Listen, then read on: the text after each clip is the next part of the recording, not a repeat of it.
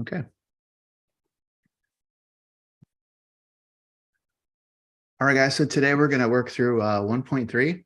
I think it's kind of a shorter section show, so I don't think we'll be here the entire time. But before we do that, I wanted to just talk about the general nature of the class, how it's set up. I did a lot of grading over the weekend and wanted to see if you guys had any questions before we start today. Do you guys have any general questions or anything like that?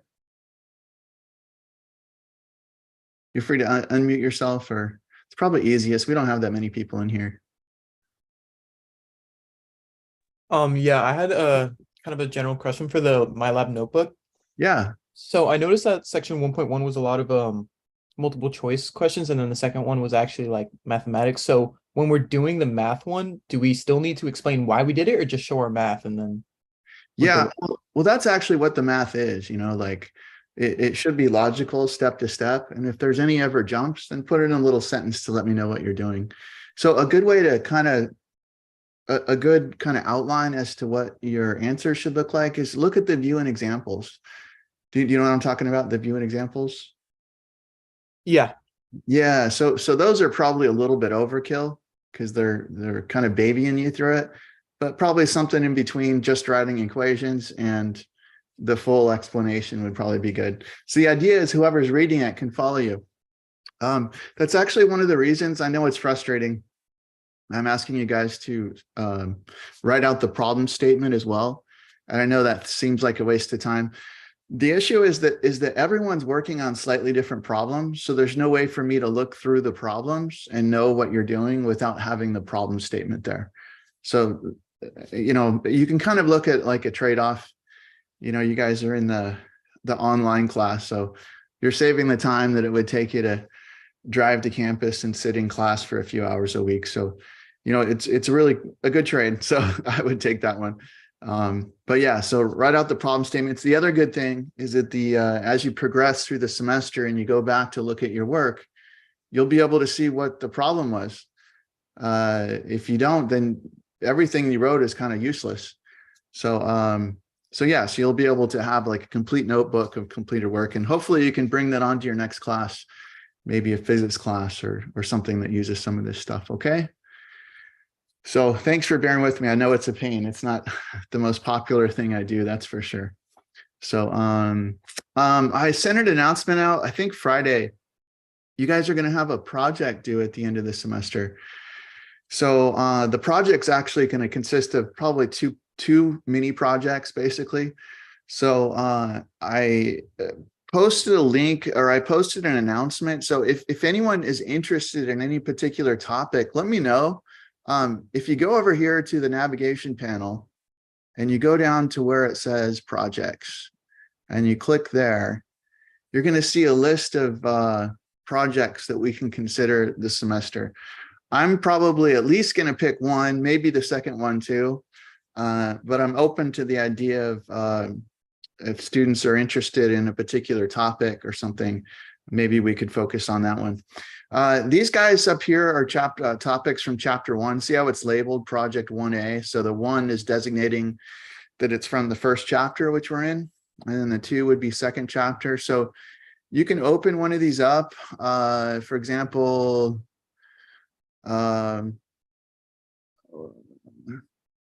here's a snow plow problem. This is probably one of it seems like an easy one, but it's fairly involved. But read through some of these. These are all situations you can model with differential equations.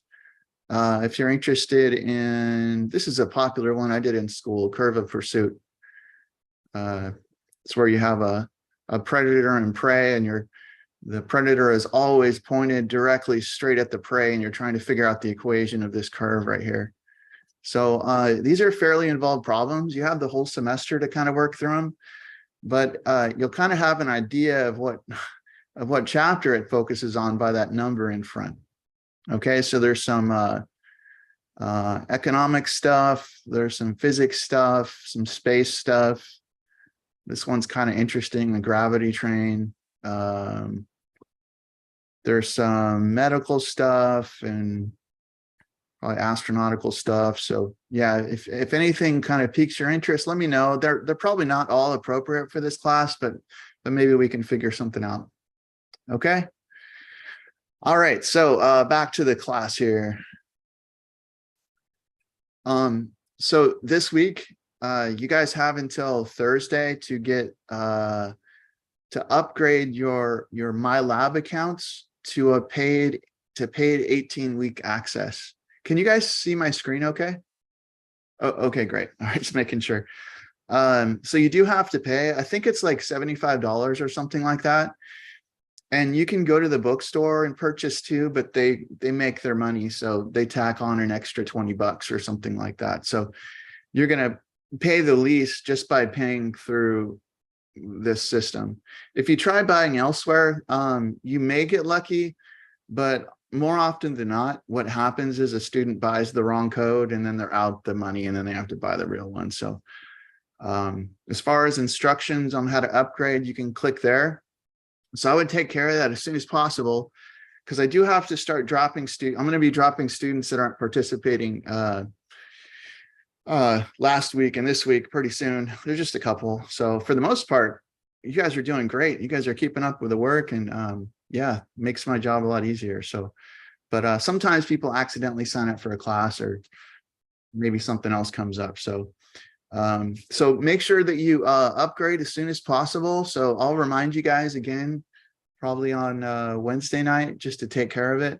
You're going to need a credit card, and if you don't have access or you don't have one, find a friend, pay him cash or something, figure out how you're going to get that done. Okay. You have 4 days to take care of that. All right. If you don't, then what happens is you get locked out of the class, and trying to get back in can be kind of a pain. And then you're going to have to call tech support. And I can't really help you at that point. And you could be on tech support spending extra time. So figure out some way to cover that. Alrighty. So let's see here. All right. So what are we covering? So we got through 1.1 and 1.2. So today, this week, we're going to focus on, let me open up the next week too. Let's see what's going on next week. First order. So yeah, 29th. Okay, so we just have 2 sections to do this week.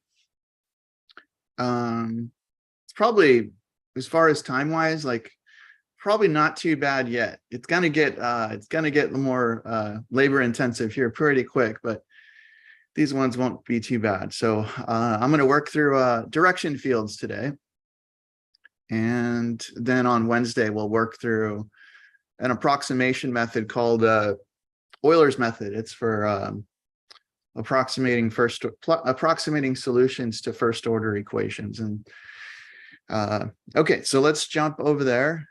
So again, if you guys wanted to read through the lecture notes before we meet, I would suggest printing them out and at least reading through them, so what we talk about makes more sense.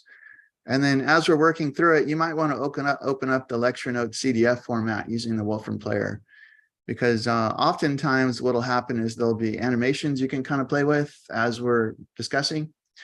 So you don't have to, but I did make that for you guys. And then today we're going to be using the D field tool right here. Okay.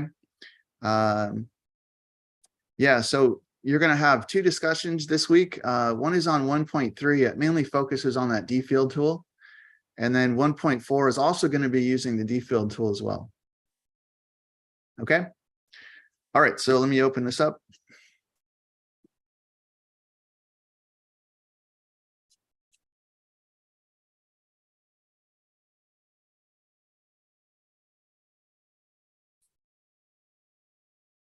Okay.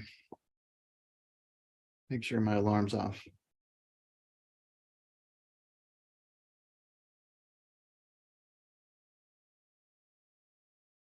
All right, I think we're good.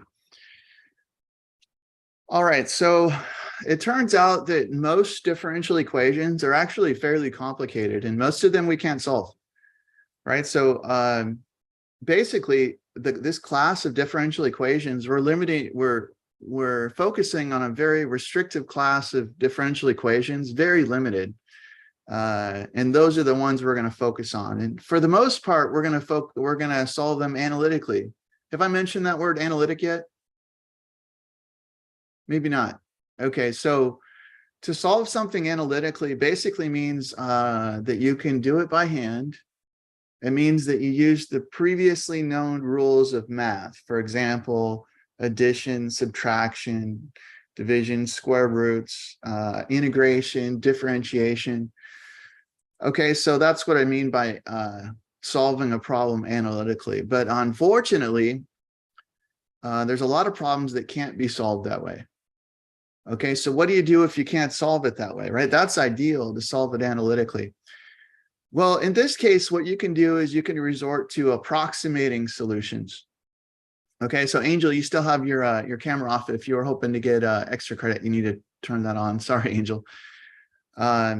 Approximating solutions. So that means graphically or numerically. Okay, so these are going to be estimates for the solution. It's the best we can do if we can't solve analytically. So in this section, we're going to focus on a graphical method for solving first order differential equations. Okay, so here's an example, or here's the form of a first order differential equation, right? What form is this in? Do you remember the form? Oh, I wrote it down right there, didn't I? Yeah, normal form, right? So that just means that the highest order derivative is solved for. Okay, it's isolated to the first power on one side. Okay, so oftentimes we're going to write differential equations in normal form. So here's the idea. It's a real simple as far as this graphical technique we're going to use today. If you write the first order differential equation in normal form, it actually tells you something just looking at the equation. Because the left-hand side is dy dx, and we all know what that means visually speaking, right? Dy dx is the slope of the tangent line to the curve. Okay, so that means that at any point xy in the plane, the slope of the tangent line to the curve of a solution, any solution to this equation, must be equal to whatever this function value is evaluated at the point xy, wherever we are in the plane. So if we're at the point 2, 3, we plug in 2, 3, and that better be the slope of the solution that passes through that point. Okay, so that's the idea. It's real simple. So the idea is we're gonna use this to create a graphic called a direction field. And some textbooks, and sometimes I'll use the term slope field, and it means the same thing. We're going to basically be graphing a bunch of slopes. So you can use this to approximate solutions. So here's the steps as far as constructing these things. So the first thing you want to do is make sure that your first order equation is in normal form. By the way, direction fields only apply for first order equations. Okay, can't use them for anything higher. So make sure that it's in normal form like so. And then what you're going to do is you're going to decide on an appropriate rectangular grid of points in the XY plane. This is going to be kind of like your density or resolution that you're going to be looking at. If you want really fine detail, then you're going to use a whole bunch of points. And if you don't need as much detail, then use less points. Then what we're going to do, it's very simple. We just look at the function on the right, which is the derivative, and we're just going to plug in or evaluate our function at every single one of those grid points. So then we're going to draw a short line segment at each grid point, just something kind of short, and make sure that that line has slope f of x and y. And the resulting collection of line segments is called a direction field, also known as a slope field. Okay, so let's look at our first example here. Angel, can you turn your camera down just a little bit? I can't quite see you. Thank you. All right, so okay, so here's our direction field. I'm sorry, our differential equation. dy dx equals x minus y. All right, so let's first decide on a rectangular grid of points. So now I'm using computer software to do this, and I think you guys should do the same thing. These take too long to create, but here's the idea. You're going to create a bunch of grid points. Now you can change the resolution. You can use more grid points, or you can use even more grid points or less. So it just kind of depends on what you want to use. All right, then what you're going to do is at each one of these points, let's say this point over here, which is 2, 1. So that's the point 2, 1. You're going to take that point 2, 1.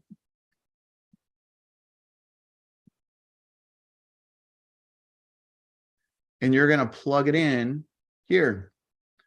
Of course, the first component is the X value and the second component is the Y value. So what do you get out in this case? What do you guys think? Yeah, you get out of 1. Yeah, thanks, Nathan. So you're going to get out of 1. So in your head, try and visualize a line segment that has slope 1. Can you picture that? It goes to the right 1 unit and up 1 unit. Is that okay? Okay, so what's going to happen is I'm going to end up drawing a line segment here, a little short one, something like that with slope 1. Now, if I'm doing this by hand, this is going to be difficult, right? Because I'm, trying to figure out the appropriate angle. So this is another reason why you'd want to use a computer system. But you're going to do this at every single one of the grid points. And what's going to happen is you'll get something that looks like this. And you notice that little one that we did, that looks appropriate right there. Do you see that? Okay, we don't really need the grid points anymore, so I'll remove those, right? The grid points are just used to create the line segments. So if we had used more grid points, we'd have a little more dense graphic, something like that. And if we had used even more, it'd be even denser. What you'd want to do is use an appropriate set so that you get a good representation. It's somewhat subjective, right? So I think that one of these two is pretty good. So let's start with this one. Okay, so there's a pretty good direction field. Maybe this one would be good too. So where are the solutions? Well, it's actually giving us a whole bunch of solutions here. And we'll talk about that shortly, okay? So like I said, as far as constructing these things, you're going to want to use the D-field tool. So on your discussion this week, I'm going to have you open up the D-field tool, plug in a first order differential equation, and then I think I ask you to take a screenshot or upload the image to Canvas, and then I ask you 2 follow-up questions. All right, so make sure you answer that and then follow up with one of your peers. All right, so as an exercise, you might try and replicate this direction field. Let's do it together right now. So go back to our course. Let's see. So if you want to do this with me, you can. Let's do this at the same time. All right, so I'm going to go to my D-field tool, which is right here.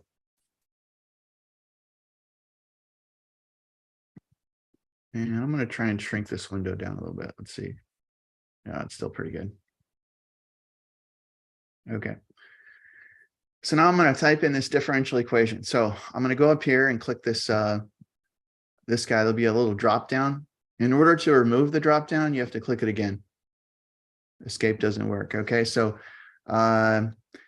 you get your choice of variables, and these are the 3 that I mentioned on the first day on section 1.1. So we're using dy dx. It's pretty typical. So let's type in there x minus y, and we'll click enter, and then we'll click it again to close the window. And there's our direction field. You can notice all of our line segments there. So one of the things I'm going to ask you to do for the discussion is to modify the grid points for this graph, and also the window. The window basically is what the viewing window you're looking at. So for example, in the X dimension, which is the horizontal dimension here, we're looking at from -4 all the way up to +4. So that would be an X value between -4 and +4. And currently the Y window is set up from -3 to +3. Okay, so I'm going to go over here and click the cogwheel for some settings. So I can change the window. For example, I can go from -1 to, let's say, 5. I can go from -3 to 2. And then you can also change the number of segments as well. So right now it's set up so that there are 20 segments in the horizontal direction. So if I wanted to increase it or decrease it, I could do that like so. And then same thing in the Y dimension too. Okay, it's just basically changing your grid points. And if you want to close this, then you just click the cogwheel again and that closes it. Okay. So I have you create one of these, and then I have you change the viewing window and some stuff, and then I ask you a question about what you've graphed. Oh, we're going to talk about this later, but is that this section?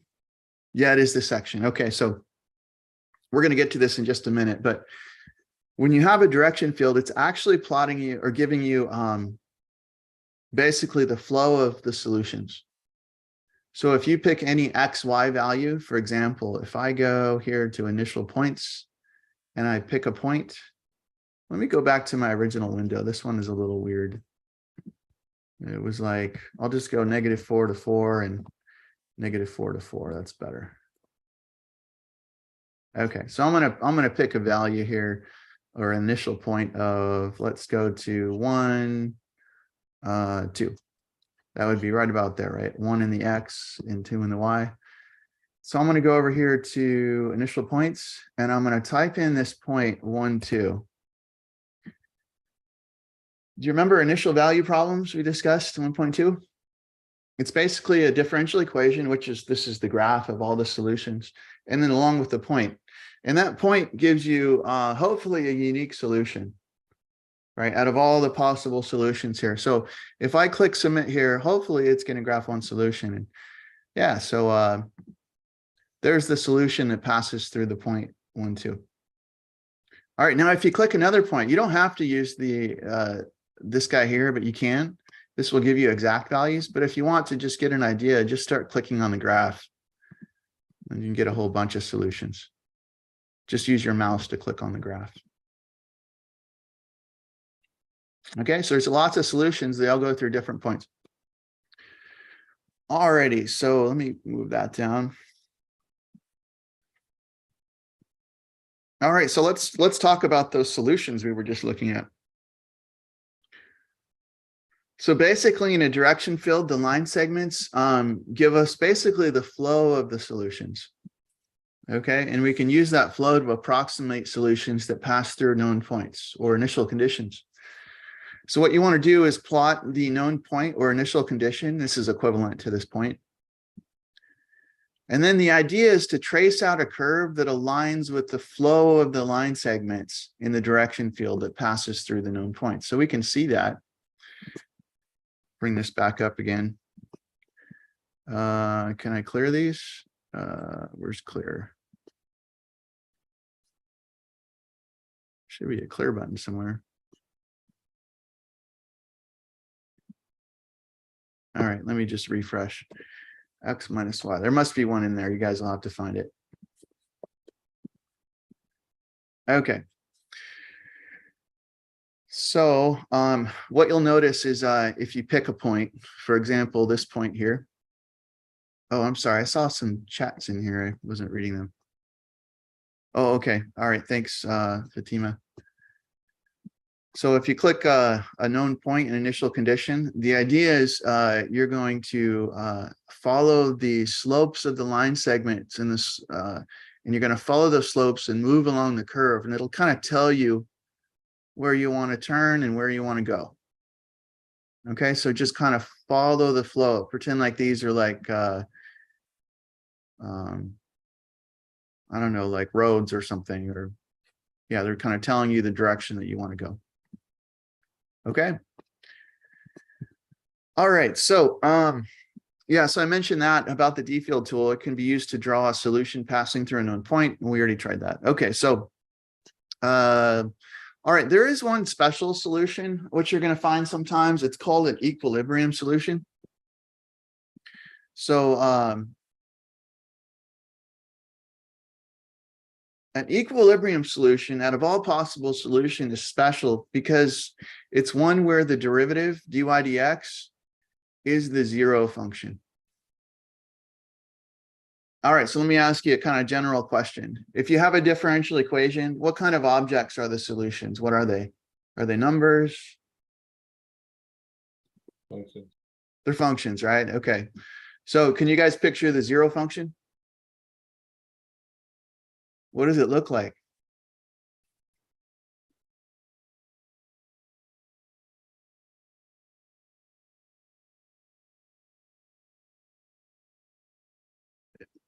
How could you describe it if you had to in words? A horizontal line. Okay, there's lots of horizontal lines though, right? So which one? Depends on your function. Like there could be like a +3 or like something. Oh, this one's f of x equals 0. So what's that one? I'm not asking derivatives or anything. I'm just saying, let's say that you find one of the solutions is f of x equals 0. Graph the solution. What would you be graphing? A horizontal line on top of the x-axis. Yeah, look, you just algebra stuff, right? So if we go to Desmos, yeah, I'm just asking you to graph f of x equals 0 right here. Okay. Now, that's this solution. Now, you're right, Sebastian. What I'm asking you though is what we're talking about is an equilibrium solution. This is where dy dx is equal to 0. So Sebastian's correct. There's actually lots of other lines where you have any horizontal line basically has dy dx equal to 0, right? So if we say that dy dx is equal to the 0 function, what I'm saying is that function, the function y must be any constant, right? It's just got to be flat. Okay. All right. So this terminology right here, when you say dy dx is the 0 function, another way to say that, and you'll hear me say this and you'll see it in the book, is to say that dy dx is identically 0. It's a weird terminology, but things get a little weird when you're working with functions. If I tell you that something's equal to 0, do I mean just at a point or do I mean everywhere? When you say identically equal to 0, what you're saying is it's equal to 0 everywhere. That means along the whole entire line. Okay. So I'm going to show you some of these and you'll be able to spot them real easily. So equilibrium solutions are going to be solutions where you have a flat solution. And it can be f of x equals 0, or it could be anything above that. All right, there's a special type of differential equation called an autonomous differential equation. And these ones are special because basically autonomous equations do not contain the independent variable. All right, so I've got two examples here.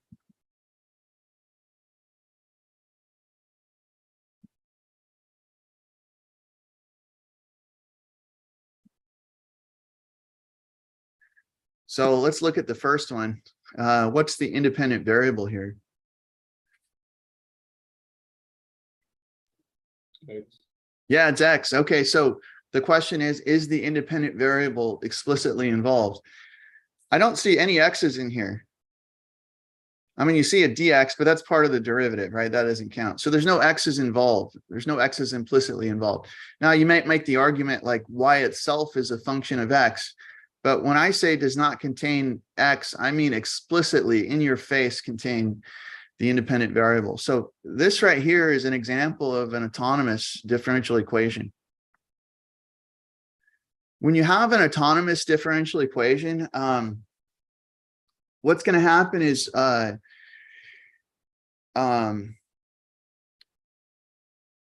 slopes of your solutions will be the same no matter where you are in the x dimension. So this is the slope. And if the slope doesn't contain x, that means it doesn't depend on x. So that means if x is equal to 3, you're going to get the same slope. If x is equal to -5, you're going to get the same slope. Okay, so we call these autonomous equations. And I'll ask you just in a few minutes, got some examples and I'll ask you which one's autonomous and which ones aren't. So, oh, here's an example of one that's not. What's the problem here?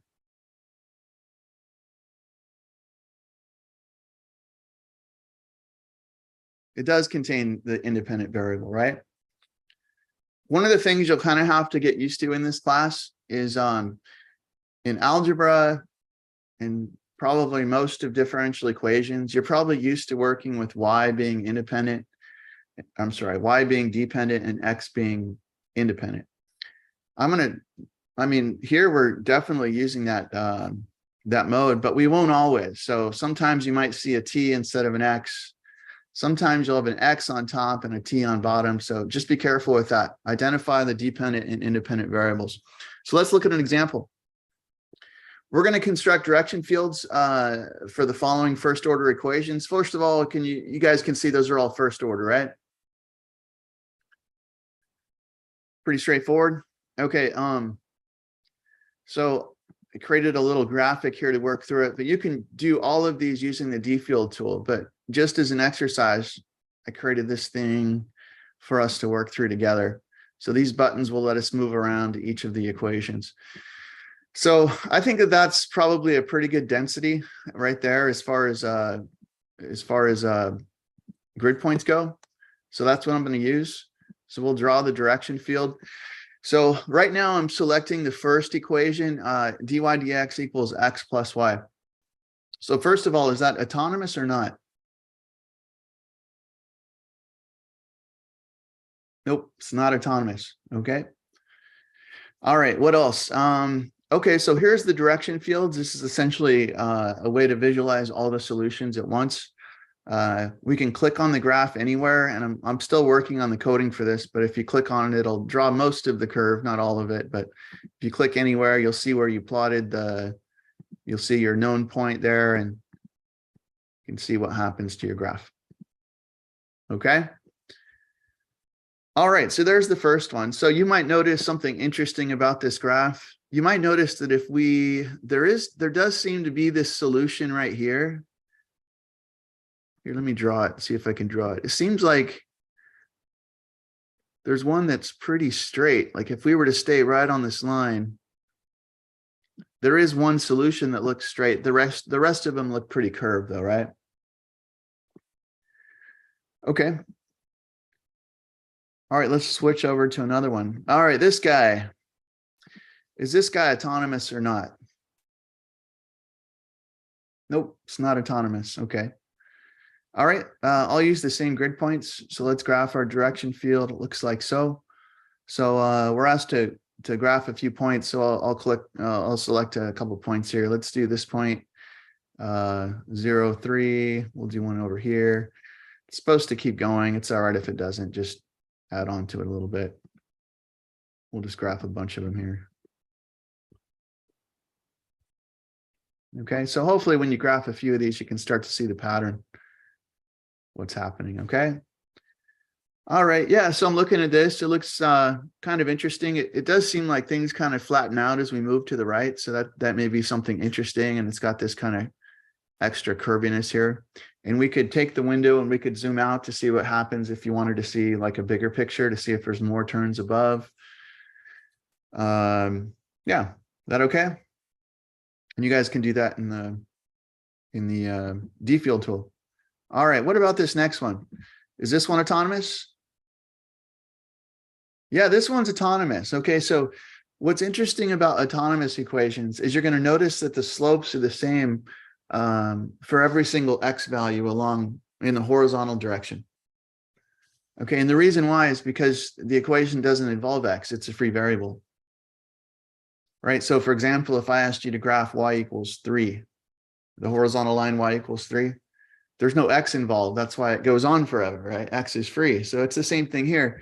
There's no x involved, so the derivative's not going to change with x.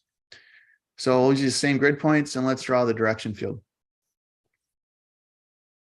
Okay, so there's our direction or slope field. There is something interesting about this one, especially interesting. This one has an equilibrium solution.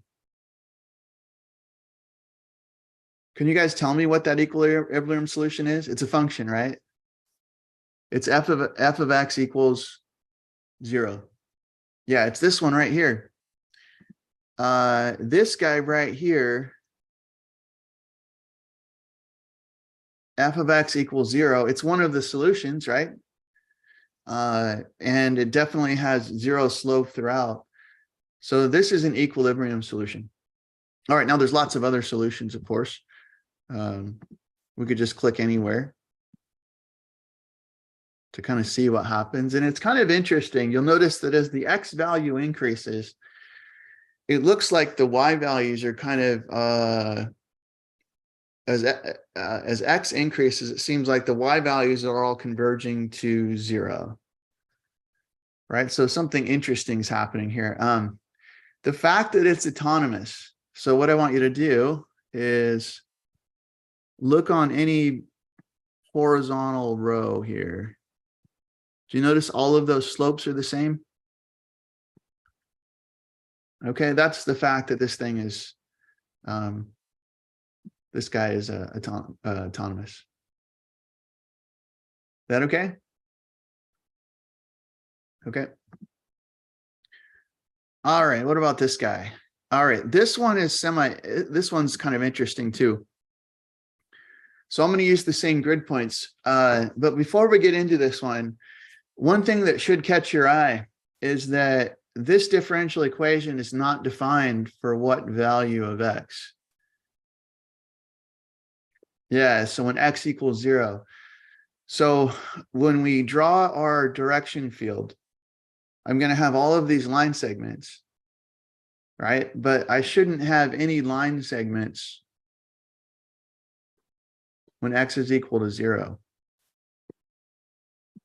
All of these points on that vertical line would be when x equals 0. Okay. Now, when you do this in a computer algebra system, it might miss that little detail, right? So just keep in mind, a lot of this, with calculators, they're not very good at showing discontinuities and things like this, but I programmed this so it would show it. So if we look at our direction field, do you notice that there's no slopes in here? That okay? They're missing, right? Well, let's think about this another way. We know what a derivative is. It's the slope of a tangent line to the curve. If the denominator is 0, essentially that means that your slope is infinite, right? That means that your graph is either, well, it's straight up and down. Okay, but what's the problem with straight up and down as far as solutions go? A solution's a function, right? So can a solution be straight up and down? Yeah, a bead's got it. It's not a function, right? You have to pass the vertical line test. So we don't really have to worry about x values equal to 0. All right, you can't have this be a solution. Not very good at drawing vertical lines, but imagine I drew a vertical line. It doesn't make sense, right? Because it's not a function, right? Solutions are functions. All right, so let's plot out a few of these. You might notice that there is an equilibrium solution. Remember, an equilibrium solution is when the derivative's always equal to 0. So in this case, what's our equilibrium solution? F of x equals 0, right? Now we do have to be a little bit careful here because we actually have, there's f of x equals 0, and it actually stops right here, right? And when you're talking about solutions, you have to pick an interval. Either it's going to be on this side when x is less than 0. That would be one possible solution. Or it's going to be on this other side.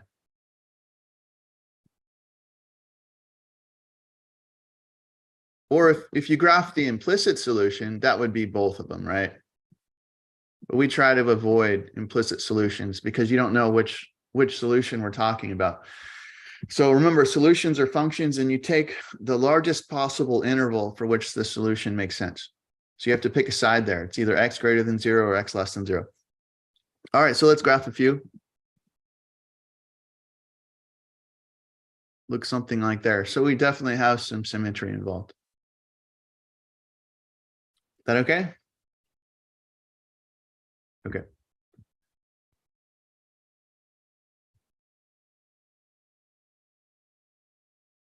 All right, now we're going to go back to example 9 from section 1.2. This is that one example. Do you remember us trying to use that theorem on this problem here? The uniqueness, existence and uniqueness theorem. And we tried using it and we failed. Yeah, the problem was we couldn't use the theorem. Right? Do you remember why we couldn't use it?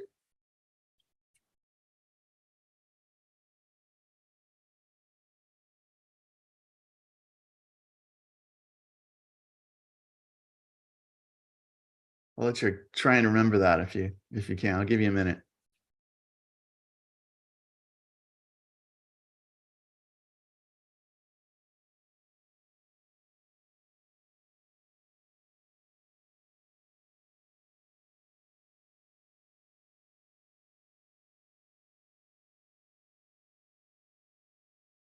No, I think you're talking about something else, Sebastian. Oh, Sebastian, you're writing me privately so no one can see, but yeah, that's something else. Aaron said doesn't exist at 0, not continuous. Yeah, so remember that the conditions of the unique existence and uniqueness theorem say that basically what you want to do is this is your function f, right? So you take f, that function, and then you take the partial of f with respect to y. So you have these two functions. And then the idea is you take your point, your initial point here, and the idea is you have to create a rectangle around the point so that everywhere inside the rectangle, those two functions are continuous. Those are both functions of two variables. And the problem is that we couldn't do it. The issue is that you can't plug in a 0. You'll have to go back and review, but what happens is you divide by 0, so you have a discontinuity. It's not defined, so you have discontinuity. So you can't create a rectangle, no matter how small, it just doesn't work. So we weren't able to come to a conclusion. So what that meant is that we don't know whether there's even a solution, and if there is one, we don't know if maybe there's more. So we're coming back to it now because we have this extra tool. Maybe we could look at this graphically. Maybe this would help us figure out whether what the answer to that question is. So let's look at the direction field. So here's our direction field. So first of all, I can spot one solution right off the bat. What solution is that? Has to pass through this point, right?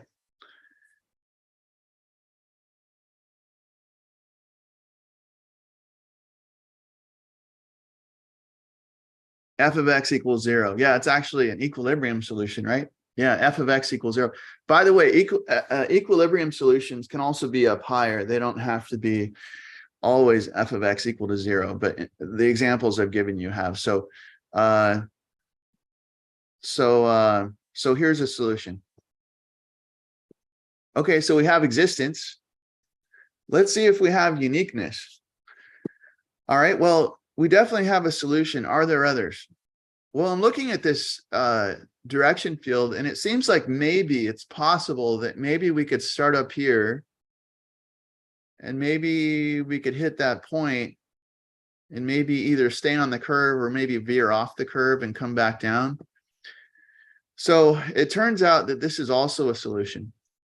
And you can kind of see that from the direction field. It certainly suggests that, you know, a solution is definitely going to come down and probably touch down right in there. And it's kind of questionable as to whether it should stay on the solution here or it should veer off and continue. But it certainly suggests that that might be the case. So it turns out that both of these are solutions. So the graph suggests it, but we can actually check it. So like you said, y of x equal to 0 is a solution. And then the other solution, if you were to figure out the equation of this curve here, that's going to be this curve here. And this one would be that curve there. The equation of this curve is y of x equals x minus 2 cubed. All right, now a graph is just suggestive, right? It's not a proof. So how could we prove that both of these are solutions at the point 2, 0? What do you suggest we do?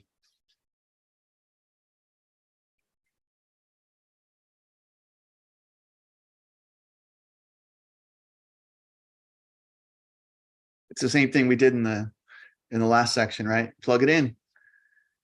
Yeah, we'll plug both of them into the IVP, right?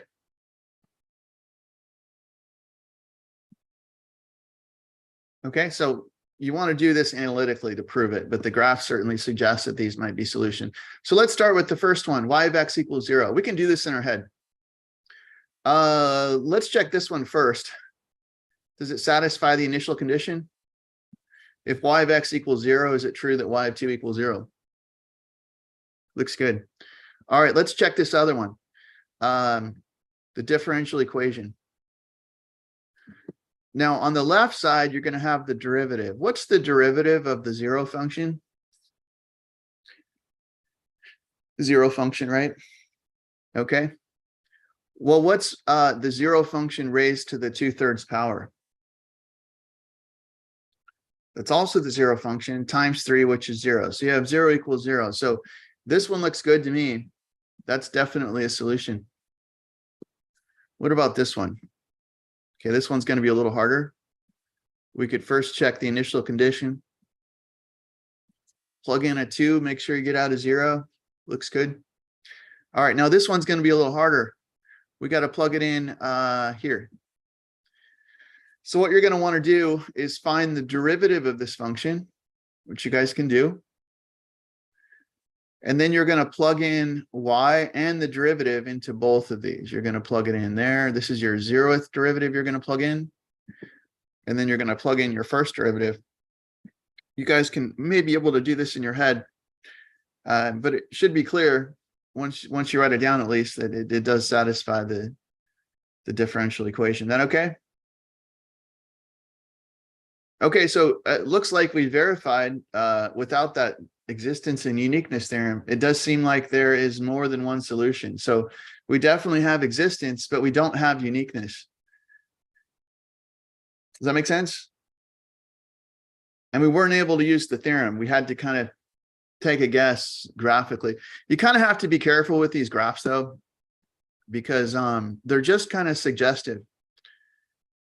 The problem with graphs is that you run into this issue where, graphs are only as good as the person making them and the person interpreting them. And so when you're graphing them by hand, especially, you can maybe accidentally, let's say I'm graphing this by hand. I might skip onto a nearby solution as I'm graphing this. It's so easy to do, right? So that's the first kind of issue, is that you could easily slip over to a solution that's parallel to the original. The other problem is that for non-unique solutions, like the example above, it's hard to tell whether you stay on the curve or you leave the curve in situations like this, where you have kind of a veering off. So you might see this as two solutions. That would be one solution, and this would be the other. But there's actually four solutions here. Do you guys see them? Yeah, there's four functions there, four possibilities. So here's one. Here's a function. And then let me change colors here. So here's a function. So we'd have to figure out, the equation of that function and verify it, but it's just both pieces. So it should satisfy that initial condition. And here's another one. That's the y equals 0 function. So we already proved that one. Here's another solution. And we could verify that. We've verified both pieces, but we could definitely do that. And then the last one we already proved. Okay, so far we have four solutions. So you might say, okay, well, is that all of them? No, there's actually a lot more. Yeah, so I put these sliders on here so you can see them. So the issue, and it's not clear from the graph, is that you could add, this is actually a solution as well. Does it make sense why? You can kind of veer off whenever you want, right? So I could go up or go down. I'll go up. So that's the solution. I can even move this one to the right or to the left, and then I can decide which branch I want to go off on. So there's an infinite number of solutions. Okay, so it seems like there's either 0, 1, or an infinite number of solutions here. Okay, so I might remind you of something in linear algebra, or if you've taken it already. All right, we're just about done here. Let's see. Logistic equation. You guys ever heard of this thing, the logistic equation?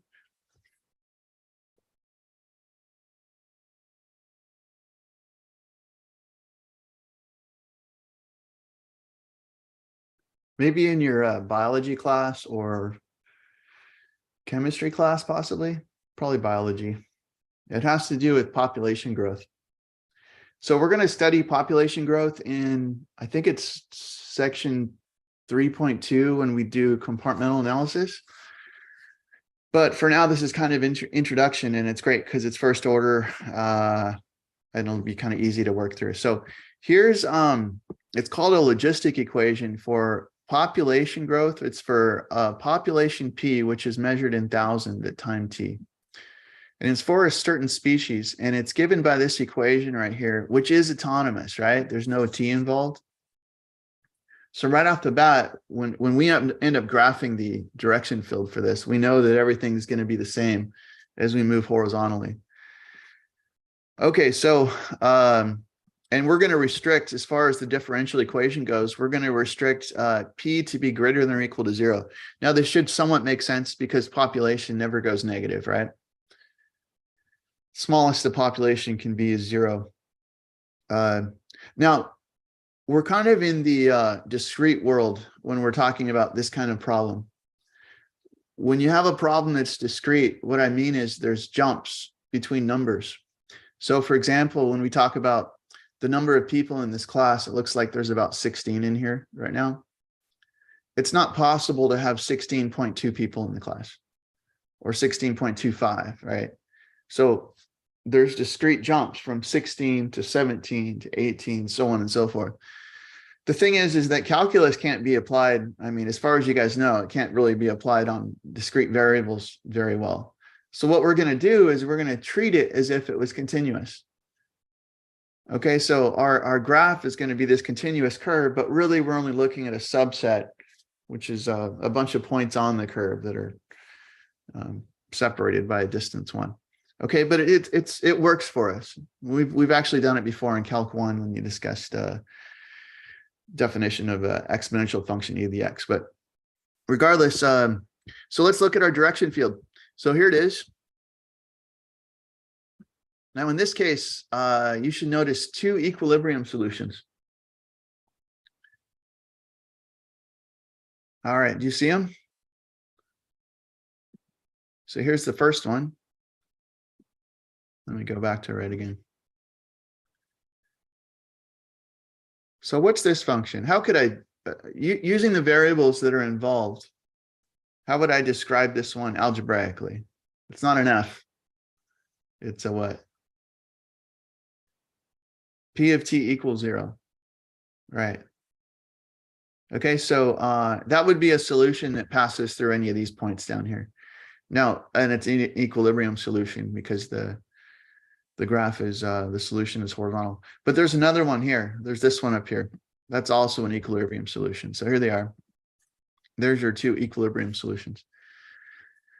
So it turns out when you're working with population growth, oftentimes we use something called a logistics model or logistic model. So if you have, like, let's say you have bacteria in a petri dish, you guys might have done this in a biology class or chemistry class or something at one point. But, you know, these things multiply over time. And at first, when populations grow, they tend to grow exponentially. All right, so think of it like rabbits. Rabbits grow pretty fast. So the question is, if rabbits grow pretty fast and they're always, you know, doing the deed, Why isn't the world just covered with rabbits? What are we forgetting about? Exponential growth is crazy. It grows really fast, you know. If you take 2, I don't know if you guys knew this, but let me bring this up. Let's see. I'm going to graph a function. You might have seen this in your algebra classes.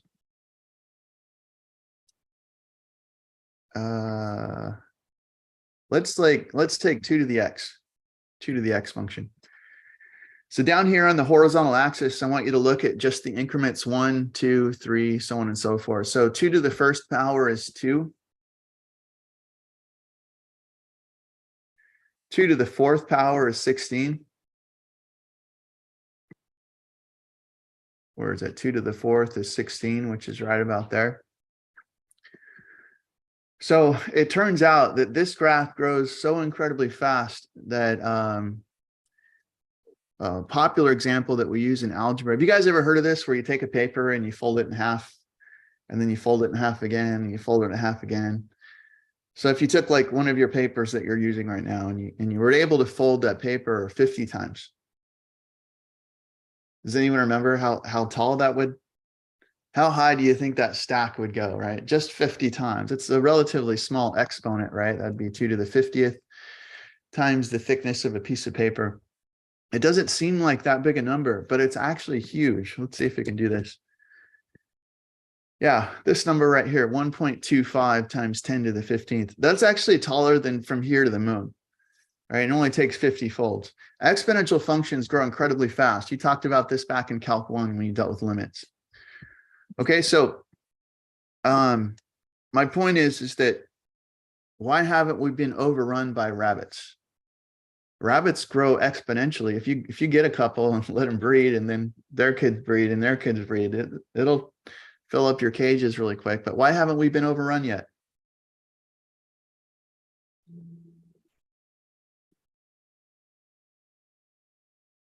So Pamela said some rabbits are born and others die. Yeah, but they're breeding faster than they're dying, right? A lot faster. It's an exponential function, and as they grow even faster. So there's something else going on. Yeah, there's one. How about predators? Right, that's going to affect their growth. There's going to be animals. What's that? Food. Yeah, that would be a big one right there. Food, environment. Yeah, there's lots of things going on.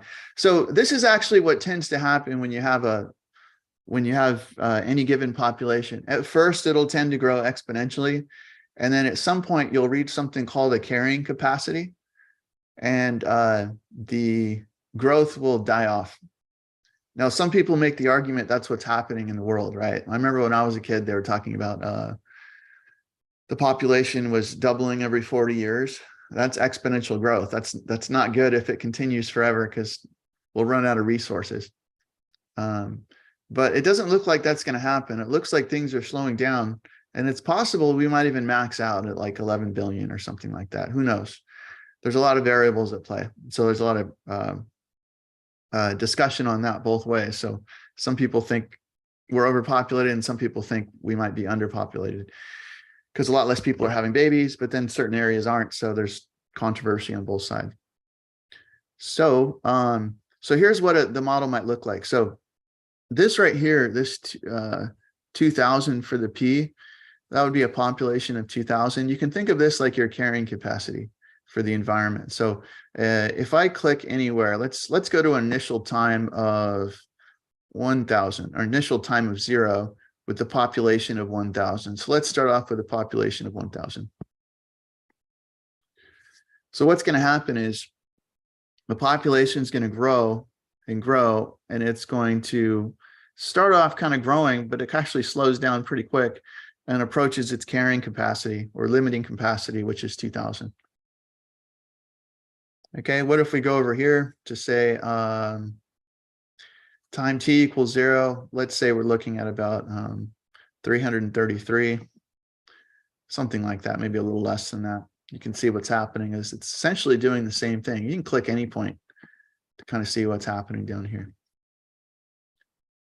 Now, the one special case, of course, would be this one. What happens if you start off with a population of 0? How's that going to grow? It's not going to grow, right? There's no one to kind of do their thing, right? Okay. Now, what happens if you have a population that's over the carrying capacity?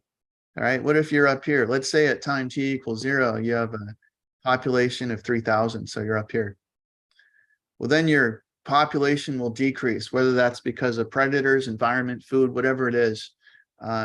What'll happen is over time, the population will decrease and it will tend towards a population of 2,000. Is that okay? All right, so these are fairly easy questions. If the initial population is 3,000, what can you say about the limiting population as t goes to infinity? What do the solutions approach? Well, if we're looking at 3,000, then we're right here.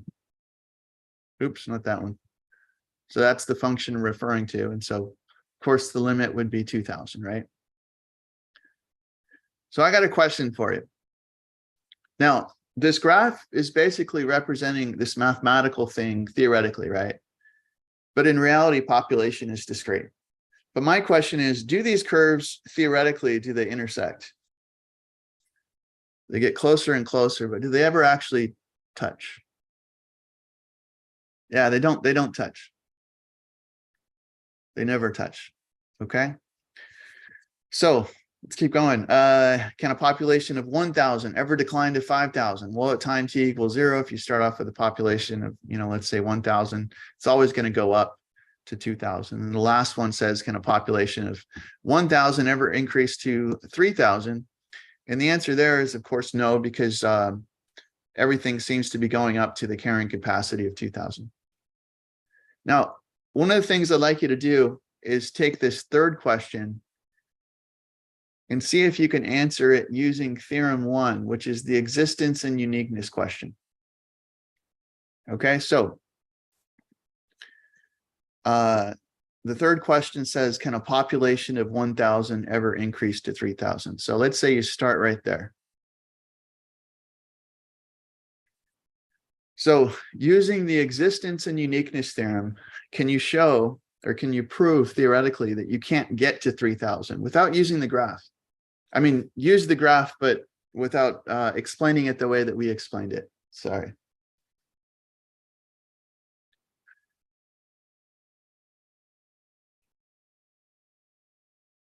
Just think about that for a second.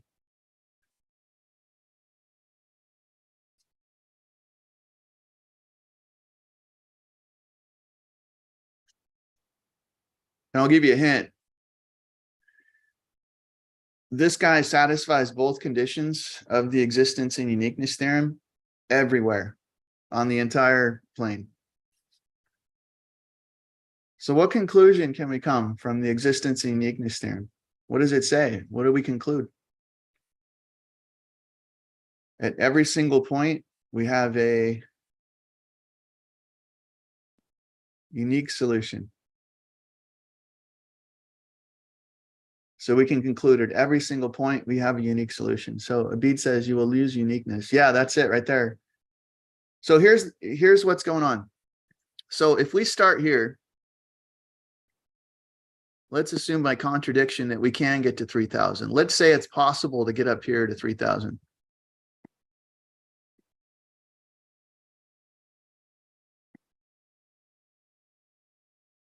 What's the problem with that?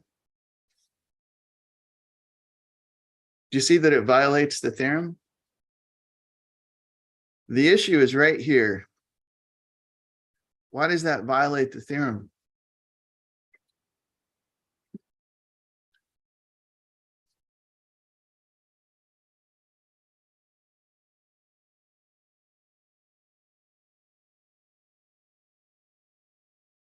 So remember, the theorem says you have a unique solution at every point in the plane. So what's the issue right there?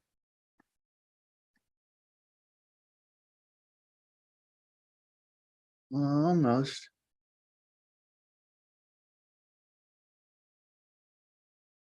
Do you guys see that there's two solutions? There you go. Yeah, B's got it. Do you guys see that there's two solutions right there that pass through that point? That's the issue. All right, so if you could go from 1,000 to 3,000, then wouldn't that violate the existence and uniqueness theorem? We already know that this is a solution, right? So if this was a solution too, then they would have to cross somewhere. And at that point where they cross, that means that that point would have a non-unique solution. And that would violate the theorem. It has to be unique. Okay, now clearly you don't have to use a theorem to figure that out. We already did it earlier, but you may have a project that has something to do with that. So you might want to come back and rethink through this. And there might be a question in your homework about that too. The one thing I do want to say before I let you go, and I talk about what we just talked about here, is I didn't mention that there's an alternative notation for partials. Do you guys remember this notation with the subscript? That's the partial of f with respect to p. Okay, so I'll put that in my notes for next semester. I just forgot to put it in. All right, guys, I'm going to stop the video.